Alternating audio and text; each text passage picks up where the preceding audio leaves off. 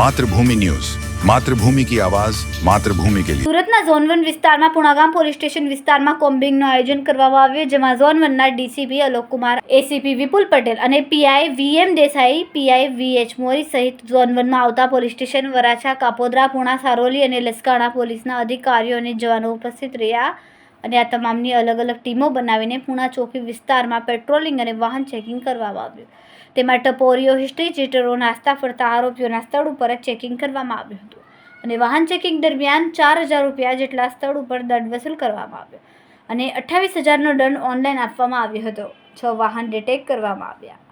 मेहरबान डीजीपी साहब और सीपी साहब के निर्देशानुसार जो असामाजिक तत्वों के विरुद्ध में हमने एक मुहिम चालू की है, उसको हमने जारी रखा है और अभी जोन 1 में पूना पुलिस स्टेशन के विस्तार में हमने पूरे जोन की अलग अलग पुलिस स्टेशन से एक टीम्स को इकट्ठा किया है और मोर देन 100 पीपल आज अभी कॉम्बिंग कर रहे हैं.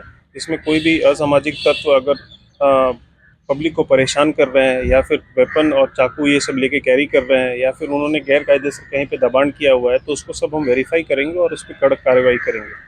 ખૂબ જ ટૂંકા સમયમાં માતૃભૂમિ ન્યૂઝ ઓટીટી પ્લેટફોર્મ અને મેગા સિટીમાં કેબલ નેટવર્ક સાથે જોડાઈ જશે. તો જોતા રહો માતૃભૂમિ ન્યૂઝ.